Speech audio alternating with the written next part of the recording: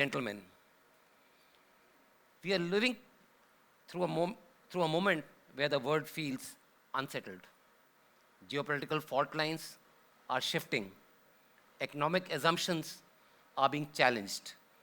Technology is moving faster than our ability to regulate or even understand it.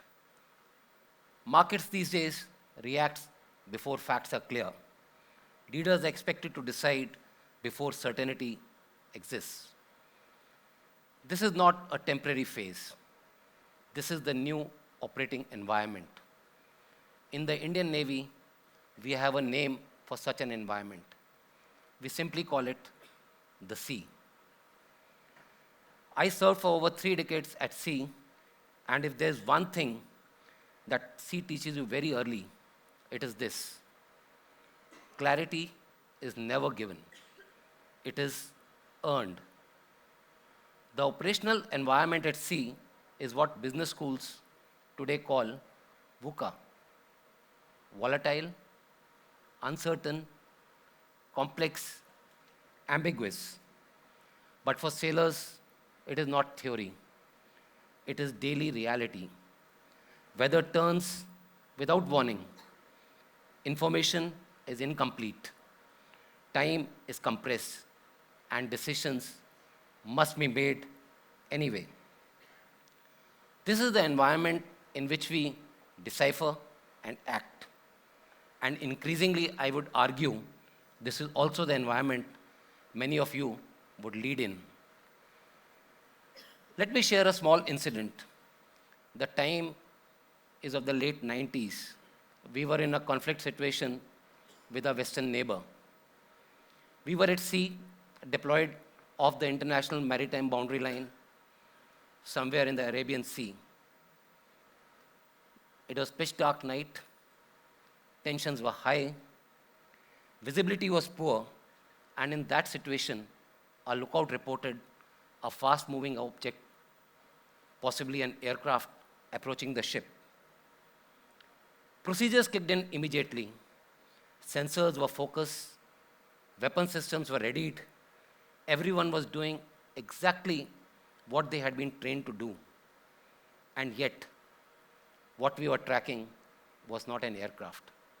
It was a star, Antares. Same eyes, same instruments, same information, but a completely different reality. That moment stayed with me because it revealed something uncomfortable. We don't see the world as it is.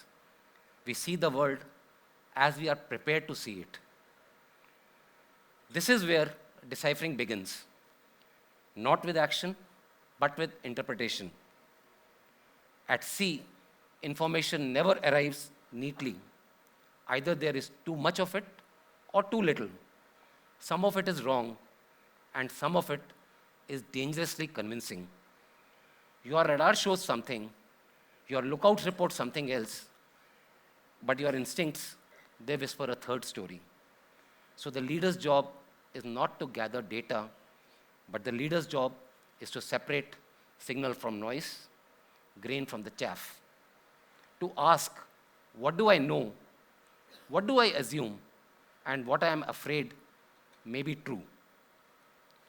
In the Navy, we call this moving from unknown unknowns to known unknowns.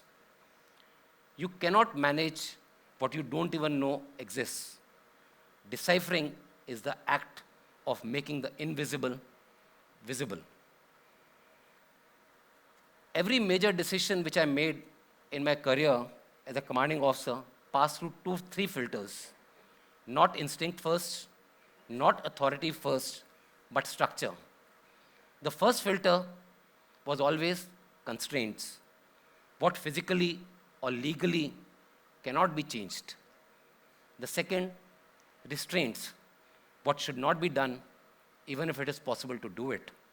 And the third, assumptions, the most dangerous category of all.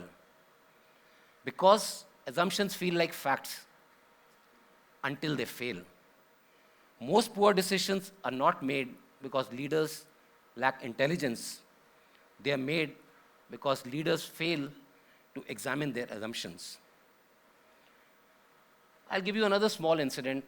On a ship, there are lookouts everywhere, especially when you are coming in constrained waters, entering harbor, leaving harbor. Young sailors will be scanning the horizon using the binoculars. Officers will be monitoring the instruments. Systems will be continuously feeding data on the control center at the bridge. There will be a hula bula of information flowing in from all sides. As a young officer, I used to wonder that when you're standing out there, not the sailor, not the officer, not the instruments, but with the captain, who is traditionally called the old man, even if he is not old at sea, who will sight that fishing boat first or sight the danger first. It is not because the captain had better information or better eyes, but because he had something else. He had distance. He is not attached to a console. He is not reacting to one signal. He is stepping back and seeing the larger picture. Judgment requires distance. This is true at sea as it is in the boardroom. In leadership, authority does not make your decisions wise. Authority simply places responsibility on your shoulder. What improves the decisions is the ability to pause, step back from the noise, and ask, what am I missing? In business, at sea, leaders often fail not because they lack intelligence, but because they are too close to the problem to see it whole. It reminds me of the story of the elephant and the blind man. The blind man will be feeling the elephant and seeing the part of feeling the part of perceiving what they can feel. But for an observer standing at a distance, he can see the mammoth mammal for what it is, a large elephant. Detachment, therefore, is not disengagement. Detachment is perspective. You would have heard we often say, trust your gut. But gut instinct is not magic. It is not instinctive. It is experience remembering faster than conscious thought. In the Navy, before any major operation or evaluation, we conduct what is called a commander's estimate of the situation. It is a disciplined way of thinking, going through all the factors before action. You assess, what is my mission? What am I supposed to do? Who is my enemy? What capabilities does he have? What are my strengths and weaknesses? And then, what are the constraints, resources, terrain, all the other facts which impinge on the decisions? And if this is sounding familiar to you, it should be. In business, as you must be studying it out here, it's called SWOT analysis. Different language, same thinking. The purpose of SWOT analysis or the commander's estimate of the situation or any other model which is used is not to predict the future perfectly. It is to prepare your mind for the uncertainty so that when events unfold faster than planned, you are not improvising blindly. A good plan, whether in the military, business, or life, has only one real objective: to survive long enough for the first action to take place. Because the moment the first shot is fired, the first market move happens, or the first competitor reacts, the plan will change. What does not change is the quality of preparation behind it. This is what is gut instinct. It is not a leap in the dark. It is a disciplined thinking done in advance. You act fast because you prepared slowly. This is why deciphering cannot be outsourced. You cannot delegate judgment. And yet, even the best of the preparations cannot remove uncertainty. It can only help you act with integrity when the cost of decision becomes real. There are moments where decisions carry a cost. I'll relate a small incident which happened with me. We once had a fire on board my ship. The fire was extinguished, damage control was underway, post fire shutdown procedures were in progress. Everything appeared under control. During a routine round, a sailor was found frozen at his workstation.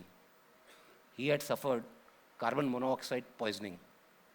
Invisible, undetected, not part of our immediate threat assessment. The only action that might have saved him was a full evacuation of the compartment. I did not order it. At that time, based on what I knew, it did not seem warranted, it did not seem advantageous. That decision stayed with me because leadership is not about being right in the moment. It is about living with the consequences of what you did not see. It is to learn the right lessons so that the same mistake does not get repeated again. Uncertainty does not exist only outside us. It also exists inside the person making the decision. And that is why deciphering yourself matters. Every leader is not a part of the situation, not as a source of a error, but as a lens. Before you decipher the environment, you must be aware of the lens through which you see the situation. Self-awareness is not a soft skill, it is an operational requirement. Before you decipher the situation, decipher yourself, your fears, your biases, your blind spots. Remember, the greatest risk in leadership is not lack of data, it is lack of self-awareness. When taking decisions in the military, we use something called an OODA loop: observe, orient, decide, and act.